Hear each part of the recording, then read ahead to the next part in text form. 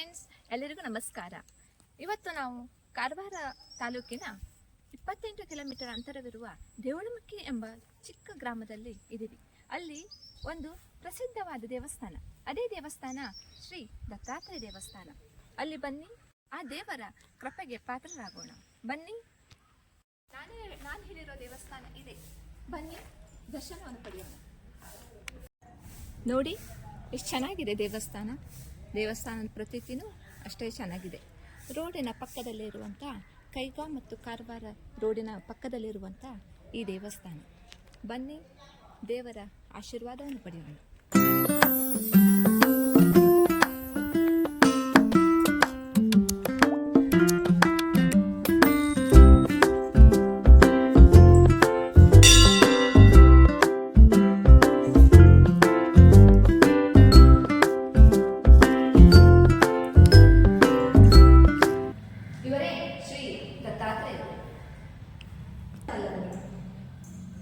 ಇವರ ಪ್ರತೀತಿ ಜಗತ್ಪ್ರಸಿದ್ಧವಾಗಿರುತ್ತದೆ.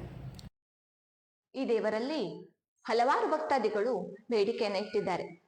ಆ ಬೇಡಿಕೆಯನ್ನ ಈಡೇರಿಸಿದಂತ ಈ ದೇವರು ಮಕ್ಕಳಿಲ್ಲದವರಿಗೆ ಸಂತಾನ ಪ್ರಾಪ್ತಿಯನ್ನು ನೀಡಿದ್ದಾರೆ. ಅದರ ಫಲವಾಗಿ ಭಕ್ತಾದಿಗಳು ಹಲವಾರು ತೊಟ್ಟಿಲ ಸೇವೆಯನ್ನು ಮಾಡಿದ್ದಾರೆ. ಬೆಳ್ಳಿಯ ತೊಟ್ಟಲನ್ನು ತಂದು ದೇವರಿಗೆ ಸೇವೆಯನ್ನು ನೀಡಿದ್ದಾರೆ.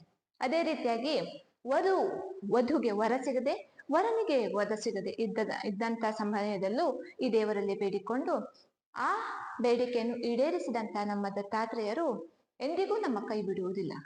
ಇವರ ಪುರಾತನವಾದಂತ ಒಂದು ಕಥೆಯನ್ನ ನಾನು ನಿಮ್ಗೆ ತಿಳಿಸ್ಕೊಡ್ತೇನೆ. ಬನ್ನಿ. ಸುಮಾರು 75 ವರ್ಷಗಳ ಹಿಂದೆ ಒಂದು ಗಣಪತಿ ದೇವಸ್ಥಾನವನ್ನು ಕಟ್ಟಬೇಕು ಅಂತ ಹೇಳಿ ಎಲ್ಲ ಊರ ನಾಗರಿಕರು, ವೈಶ್ಯವಾಣಿ ಸಮಾಜದವರು ದೇವಸ್ಥಾನವನ್ನು ಕಟ್ತಾ ಇದ್ರು.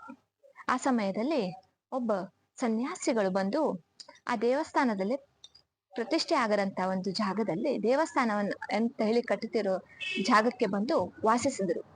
ಆದ್ರೆ ಆ ವಾಸಿಸಿದಂತ ಸನ್ಯಾಸಿಗಳ ಜೋಳಿಗೆ ಒಂದಿತ್ತು. ಆ ಜೋಳಿಗೆಯಲ್ಲಿ ಒಂದು ದತ್ತಾತ್ರೇಯ ಅಮೃತಶಿಲೆಯ ದತ್ತಾತ್ರೇಯನ ಮೂರ್ತಿ ಜೋಳಿಗೆಯಲ್ಲೇ ಇಟ್ಕೊಂಡು ತಿರುಗಾಡ್ತಾ ಇದ್ರು. ಆ ಜೋಳಿಗೆಯಿಂದ ದತ್ತಾತ್ರೇಯ ಮೂರ್ತಿಯನ್ನ ತೆಗೆದು ಇಲ್ಲಿ ಇಟ್ಟು ಪೂಜೆಯನ್ನ ಮಾಡ್ತಾ ಇದ್ರು. ಎಷ್ಟೋ ವರ್ಷದವರೆಗೂ ಪೂಜೆ ಮಾಡುತ್ತಾ ಈ ಊರಿನ ಹಲವಾರು ಮನೆಗಳಿಗೆ ಹೋಗಿ ಭಿಕ್ಷಾಟನೆ ಮಾಡಿ ಅಲ್ಲಿನ ಭಿಕ್ಷೆಗಳನ್ನ ತಾನು ಸ್ವೀಕರಿಸಿ ಶ್ರೀ ದತ್ತಾತ್ರೇಯ ಪೂಜೆಯ ಸೇವೆಯನ್ನು ಸಲ್ಲಿಸ್ತಾ ಇದ್ರು. ಅದೇ ರೀತಿಯಾಗಿ ಎಲ್ಲ 75 ವರ್ಷಗಳ ಹಿಂದೆ ಪೂಜಿಸುತ್ತಿರುವಂತಹ ದೇವಸ್ಥಾನ ಇದಲ್ಲ, ಅದು ಅಲ್ಲಿದೆ. ಅದನ್ನ ನಿಮಗೆಲ್ಲರಿಗೂ ತೋರಿಸುತ್ತೇನೆ. ಬನ್ನಿ, ಹೋಗೋಣ. ಗುಡಿಯಲ್ಲಿ ದತ್ತಾತ್ರೇಯರು ಮೊದಲನೆಯದಾಗಿ ಪ್ರತಿಷ್ಠಾಪನೆಯಾದರು. ಚಿಕ್ಕದಾದ ಗುಡಿ. ಆ ಗುಡಿಯಲ್ಲಿ ಶ್ರೀ ದತ್ತಾತ್ರೇಯರು ಸನ್ಯಾಸಿಗಳು ಅಲ್ಲೇ ವಾಸಿಸಿದರು.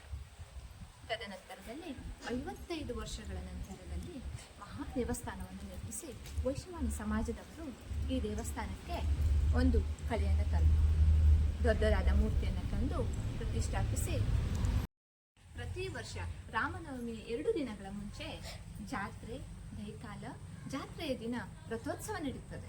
ಅದೇ ರೀತಿ ರಾಮನವಮಿ ದಿವಸ ಶ್ರೀ ದತ್ತಾತ್ರೇಯರನ್ನು ತೊಟ್ಟಿಲ ಸೇವೆಗೆ ಹಾಕಿ ತೊಟ್ಟಿಲಲ್ಲಿ ಪೂಜೆ ಪಾನಕ ನೈವೇದ್ಯವನ್ನು ಮಾಡ್ತಾರೆ.